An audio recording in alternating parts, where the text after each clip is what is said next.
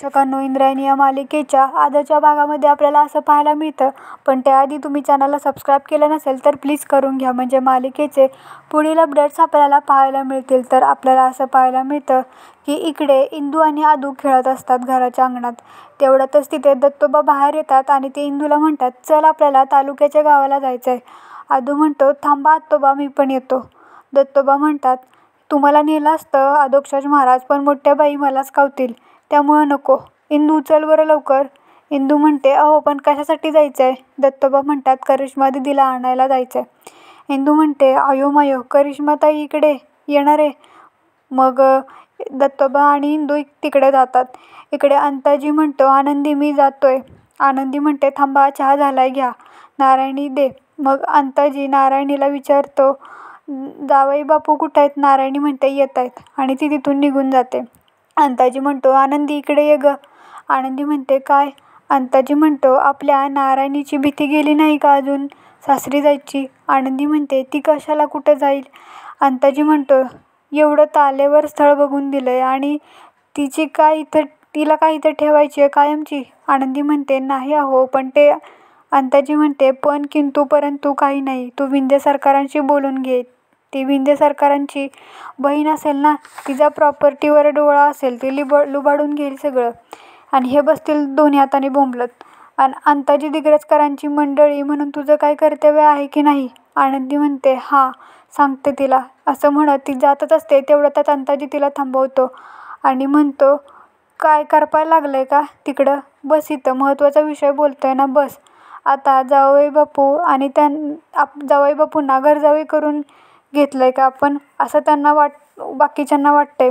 आणि हे सगळं विंजे बाहेर उभं राहून ऐकत असतो. अंताजी म्हणतो, तो माणूस वागतोय म्हणून किती वाकवायचं, आणि समाज काय म्हणेल? पोरीला सासर गोड लागत नाही. तू तिच्याशी बोल, 4 शब्द शहाणपणाच्या गोष्टी तिला समजावून सांग. वेळ पडली तर रट्टे दे, माझी परमिशन आहे. पुढच्या काही दिवसात नारायणी सासरी गेलीच पाहिजे, आणि नाही गेली तर मग मला ॲक्शन घ्यावी लागेल. आनंदी म्हणते, नाही, मी बोलते तिच्याशी. असं म्हणत ती उठते. तेवढ्यातच विंजे फोनवर बोलण्याचं नाटक करत आत येतो आणि म्हणतो, नाही नाही, आम्हाला जमणारच नाही तर. असं कसं बोलताय तुम्ही? हे बघा, काय ते आम्ही आमची बायको दोघं बघून घेऊ. तुम्ही यात पडू नका. तुम्ही बडोद्याला आहात ना, तिकडं कोण येणार आहे तुम्हाला बोलायला हे सगळं? हे बघा, आमच्या बायकोला कधी आणायचं हे आम्ही पाहून घेऊ. आमचा संसार आहे ना, आम्ही बघू. आमचे सासू सासरे आहेत देवासारखे. आणि असं म्हणत तो अंताजीच्या पाया पडतो. आमच्या संसाराचं काय करायचं आहे ते आम्ही बघतो. फोन ठेवा तुम्ही. त्यानंतर तो आनंदीला म्हणतो, सासूबाई, थोडा चहा मिळेल का? असं म्हणत त्यांना तोंड पाडलेलं असतं. आनंदी म्हणते, हा. अंताजी म्हणतो, काय? विंजे म्हणतो, काय नाही हो, आमच्या ताईसाहेब तुणतुणं लावलंय हो, बायकोला घेऊन घरी कधी येणार म्हणून. पण आम्ही बोललो ना, आमचे सासरे बुवा काहीच बोलत नाही. तू कोण बोलणारी ग? ऐकून नाही घेतलं आम्ही अजिबात. अंताजी म्हणतो, त्यांचं बरोबर आहे ना, त्यांना पण वाटत असेल ना यावं. विंजे म्हणतो, हो, पण संसार आमचा, आम्ही बघणार ना, आम्ही ठरवणार. आणि हे बघा, आम्हाला आमच्या बायकोची इच्छा महत्त्वाची. सासरे बुवा, कसं आहे ना, मागच्या वेळी जे झालं ते रिपीट व्हायला नको. मागच्या वेळेला तुमच्या मुलीनं काय केलं माहिती आहे ना? अंताजी म्हणतो, जावई बापू, झालं गेलं विसरून जा. तो हात जोडतो आणि उकरून काढू नका मागचं. तिच्याकडनं परत असं काही होणार नाही. विंजे म्हणतो, हो, आमचा विश्वास आहे ना तुमच्यावरती, पण कसं आहे ना, आम्ही आमच्या बायकोचा पूर्ण विचार करतो. ती म्हणेल ती पूर्व दिशा. ठरलंय आमचं. अंताजी म्हणतो, तरी पण मी बोलतो नारायणीशी. विंजे म्हणतो, सासरे बुवा, बळजबरीचा रामराम नको आहे मला. ती जेव्हा स्वतःहून बोलेल ना, तेव्हा आम्ही तिला घरी घेऊन जाऊ. प्रॉमिस करतो सासरे बुवा. आणि तुमच्या छत्रछायेखाली तुमची सेवा करायला मिळणं आमचं भाग्यच आहे. अंताजी म्हणतो, अहो पण समाजातली लोक बाकी काही बोलतात. विंजे म्हणतात, लोकांचं काय, लोक बोलतातच आणि आपण त्यांना इग्नोर करायचं. लोकांना बघवत नाही हो. पण सासरे बाबा, तुम्हाला काय अडचण नाही ना आमची? तसं असेल तर सांगा, आम्ही लगेच निघतो. अंताजी म्हणतो, असं काही बोलताय तुम्ही जावई बापू, हे घर तुमचंच आहे, हक्कानं राहा. मी मीटिंगला निघालोय, उशीर होतोय मला. असं म्हणत तो निघतो. इकडे विंजे चहा पीत असतो. आनंदी त्याच्याकडे रागाने बघते. दुसरीकडे इंदू आणि दत्तोबा करिश्माच्या शाळेत आलेले असतात. दत्तोबा म्हणतात, इंदू, तू इथेच थांब, मी मुख्याध्यापकाबाईंना भेटून आलो. इंदू तिथेच उभा असते. तेवढ्यातच एक मुलगी मागून येऊन इंदूला मारते. इंदू बी वळते, आई गं, आणि ती नेमकी करिश्माच असते. इंदू म्हणते, करिश्मा ताई, एवढ्या जोरात का मारलंस गं? करिश्मा म्हणते, ओ पिंगो. इंदू म्हणते, आपण कधी लावलेलं आणि हे कधी ठरलेलं ओ पिंगो करायचं? करिश्मा म्हणते, अगं मी लावलेलं, तू विसरलीस. इंदू म्हणते, अगं पण तू केवढ्या जोरात मारल्यास गं ताई? करिश्मा म्हणते, हो का, खूप जोरात लागलं का? असं म्हणत ती तिच्या जवळ येते आणि सॉरी म्हणते आणि परत जोरात मारते. इंदू म्हणते, आता का मारलंस?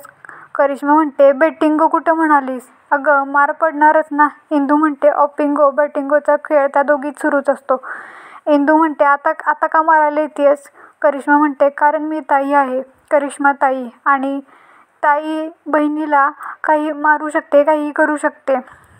ती मारायची ॲक्टिंग करते पण मारत नाही. आणि ती हसते आणि म्हणते, कशी घाबरली. इकडे अंताजी फोनवरती बोलत असतो, ए टरमळा, चल ना लवकर पटकन. तेवढ्यातच गोपाळ घरात जात असतो. अंताजी त्याला बोलवतो आणि म्हणतो, ए गोप्या, इकडे, तुझ्यामुळं गोष्टी झाल्या सोप्या. गोप्या म्हणतो, अरे पण काय झालं? अंताजी म्हणतो, तुझ्यामुळं मी परीक्षेत टॉपला आलो. गोपाळ म्हणतो, टॉपला? आणि अशा कोणत्या परीक्षेला बसलेलास तू की ज्यात तू टॉप केलास? अंताजी म्हणतो, गोपाळ शेठ, गाडी लेट, गाडीचा नंबर 88, तुमची ट्यूब लेटच पेटती. त्या दिवशी नाही का तू हात लावला आणि टेबल असा फिरला ना, गर गर गर. तो पोपटरावाचा जावयाची वाटच लावली. मी जिंकलो ना, आणि पैसे मोजून नाही, वजन करून आणलेत. पोपटरावाचा जावई बिनपेरू खाताच उडाला. बोल, तुला काय पाहिजे गिफ्ट? गोपाळ म्हणतो, मला नको काही. अंताजी म्हणतो, तोवर हे घे, आणि तो त्याच्याकडे ते चॉकलेट देतो आणि म्हणतो, बोल, अजून काय पाहिजे? गोपाळ म्हणतो, मला नको काय, चॉकलेटच बास मला. अंताजी म्हणतो, हां, असं थोडक्यात समाधान मिळतं तुला. वडिलांचा वर गेलायस तू. वहिनी, पैसे नको आपल्याला. दादा, पैसे नको आहेत आपल्याला. गोपाळ म्हणतो, येतो. आणि इकडे दत्तोबा मुख्याध्यापकांना भेटून येतात. ते जाम चिडलेले असतात. ते म्हणतात, काय आहे करिश्मा? करिश्मा म्हणते, बाबा मी काहीच नाही केलं, हे सगळे खोटं बोलतात. दत्तोबा म्हणतात, त्यांच्याकडं काय बघते गं तू? हे सगळे खोटं बोलतात आणि तू एकटी तेवढी खरी का? मला काय तुझे गुण माहीत नाहीत का गं? शाळेत पोरींना हाणामाऱ्या करते तू. करिश्मा, मी काहीच नाही केलं पण बाबा. मी टच पण नाही केला तिला. असं मग दत्तोबा म्हणतात, करिश्मा, अगं ती काळी निळी झाली की कल्पना, आणि दिवेकरांच्या पोरीला तू न्हाणी घरात मारलंस? करिश्मा म्हणते, नाही, मी नाही मारलं, तीच माझ्या हातावर पडली. दत्तोबा म्हणतात, ती तुझ्या हातावर पडली का? तसंच माझ्या हातावर हे पडलंय. आणि ते कागद दाखवतात आणि म्हणतात, हे काय आहे माहिती आहे का तुला? TC आहे तुझा, शाळेतनं काढलंय तुला. करिश्मा तिथल्या पोरींच्या अंगावर जात म्हणते की तुमच्यामुळं मला शाळेतनं काढले. दत्तोबा म्हणतात, ए करिश्मा, तुझी एवढी हिंमत, माझ्यासमोर ह्या लेकरांना धमकी देते? मुख्याध्यापक बाई काय म्हणाला माहिती आहे का? तुमची पोरगी ना अभ्यासात हुशार आहे ना खेळात हुशार. नुसत्या कुचुंद्या करण्यात टॉपच्या नंबरला आहे तुमची पोरगी. घरी घेऊन जा म्हणाला. इंदू म्हणते, आतोबा, करिश्मा ताईला शाळेमधून काढलं? दत्तोबा म्हणतात, होय इंदूबाई, तुमच्या ताईला शाळेतून काढलं. इंदू म्हणते, मग आता? दत्तोबा म्हणतात, मग आता काय नाही, गप हॉस्टेलमध्ये जायचं, सामान बांधायचं आणि घरी निघायचं, कळलं? असं म्हणत दत्तोबा पुढे निघून जातात. करिश्मा रागातच इंदूकडे बघते. इंदू लगेच जायला निघते तर करिश्मा मुद्दाम तिच्या पायात पाय आडवा घालते आणि इंदू खाली पडते. दत्तोबा लगेच मागं बघतात. मग इंदू माय, काय झालं तुला? करिश्मा लगेच तिला उठवत हाताला धरते आणि म्हणते, इंदे, इकडं तिकडं बघायचं नाही, सरळ चालायचं. दत्तोबा म्हणतात, अशी कशी गं पडलीस? नंतर करिश्मा दत्तोबांजवळ जाते आणि म्हणते, बाबा मी काही नाही केलं हो, खरंच मी नाही मारलं तिला. दत्तोबा म्हणतात, बास झालं आता, तुझं ॲडमिशन गावातल्या शाळेत करतो. इकडे आनंदी विंजेला म्हणते, जावई अजून किती दिवस खोटे बोलत बसणार आहे?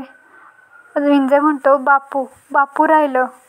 कसं आहे ना, आम्ही प्रेमनाथ विंजे दिग्रसकरांचं एकुलते एक जावई आहोत, त्यामुळे आम्हाला जरा मान द्या. आनंदी म्हणते, मान देण्यासारखं आपण काहीतरी वागलं पाहिजे. विंजे म्हणतो, कशाला काळजी करताय तुम्ही? जसं चाललंय ना तसं चालू द्या. आनंदी म्हणते, जावई बापू, काय हो, कावळा बसायला आणि फांदी मोडायला एकच गाठ. विंजे म्हणतो, म्हणजे? आनंदी म्हणते, म्हणजे आत्ता हे आणि मी तुमच्या ताईंच्या सोबतच संदर्भातच बोलत होतो. एवढ्यातच त्यांचा फोन आला. त्यांना कळलं की काय नाही म्हणजे खरंच त्यांचा फोन आला होता की ते पण खोटंच होतं. विंझे म्हणतो, खोटं का असेल? तुम्हाला काय विश्वासच नाही आमच्यावरती? धरा चेक करा असं म्हणत तो मोबाईल काढतो आणि धरा धरा म्हणतच तो परत खिशात घालतो. आनंदी म्हणते, त्या खरंच तुमच्या ताईसाहेब आहेत ना की आणखी कोण? विंझे म्हणतो, मान्य आहे की आम्ही शेत जमीन वाडा याविषयी खोटं बोललो, पण आम्ही सख्या बहिणीविषयी कसं खोटं बोलू? आनंदी म्हणते, नाही ते त्यांच्या बडोद्यात त्यांचा कारभार आहे ते सगळं खरं आहे का? विंझे म्हणतो, हो आहे ना, त्यांचा मोठा बिझनेस आहे तिथं. आनंदी म्हणते, हा मग त्या तुम्हाला आर्थिक मदत का करत नाहीत? विंझे म्हणतो, आता त्या बहीण आहेत ना आमच्या, आम्ही कसं पैसे मागणार ना. मग आणि कसं आहे ना, आमचे दाजी आहेत ना, त्यांना हे आमचं सगळं लफडं माहीत नाही. त्यांना कळलं तर आमच्या बहिणीची मान खाली जाईल, म्हणून आम्ही पैसे मागत नाही त्यांच्याकडं, आम्हाला लाज वाटते. आनंदी म्हणते, मग इथं जावई म्हणून राहायला लाज नाही वाटत? तुम्हाला पैसे घ्यायला लाज वाटते? विंझे म्हणतो, सासूबाई मी इथं फक्त माझ्या फायद्यासाठी नाही राहत, तुमच्या पण फायद्यासाठी राहते. आनंदी म्हणते, मग दिसत तर नाही. विंझे म्हणतो, सासूबाई तुम्ही ना लई टेन्शन घेताय. कसं आहे ना, आम्ही लॉंग टर्मचा विचार करून ठेवलाय, सगळं व्यवस्थित होणार. आनंदी रागातच तिथून निघून जाते. इकडे दत्तोबा, इंदू आणि करिश्मा गावी यायला निघतात. आणि दत्तोबा म्हणतात, एवढं रक्ताचं पाणी करून तुम्हाला सगळं सामान घेऊन दिलं, फी भरायचे पैसे दिले तर त्यात तू हेडफोन विकत घेतले. करिश्मा म्हणते, हो बाबा मी खरंच नाही काही केलं. दत्तोबा म्हणतात, नाही तुम्ही काहीच नाही केलंय आणि मुख्याध्यापक मॅडम खोटं बोलतात. आत्ताच सांगतोय, विठूच्या वाडीला गेल्यावर आईसमोर सगळं तोंडानं कबूल करायचं. त्यातला एक जरी शब्द इकडचा तिकडा झाला तर माझ्याच 2 कानाखाली बसतील तुला. करिश्मा म्हणते, अय तू काय बघतीस ग माझ्याकडे? ती इंदूला म्हणते. दत्तोबा म्हणतात, करिश्मा माझं डोकं फिरवू नकोस हां. केवढं नाव आहे तिचं विठूच्या वाडीत, आणि ही आमची पोटची पोरगी बघा, तालुक्याच्या ठिकाणी ठेवलंय तर हे असं. करिश्मा म्हणते, तुम्ही नेहमी मलाच का बोलता? तिला बोलत जा. दत्तोबा म्हणतात, तिला काय बोलू ग? तिची चूक काय आहे सांग ना. तेवढ्यातच इंदूला त्या भांडणाचा कंटाळा येऊन ती जरा मागे फिरते तर तिला चंद्रलेखाबाई फुरसुंगीकर लावणीचं पोस्टर दिसतं आणि हीच ती बाई असते जी विंझेनं बहीण म्हणून घरी आलेली असते. इंदूला धक्काच बसतो. इकडे करिश्मा आणि दत्तोबाचं भांडण सुरूच असतं. इंदूला आठवतं की विंझेनं हिलाच सोबत आणलेलं नारायणीला बघायला येताना आणि तिला धक्काच बसतो. आणि इथेच हा भाग संपतो. आपल्याला हा भाग कसा वाटला कमेंट करून नक्की सांगा. व्हिडिओ आवडला असेल तर लाईक करा, शेअर करा, सबस्क्राईब करा. धन्यवाद.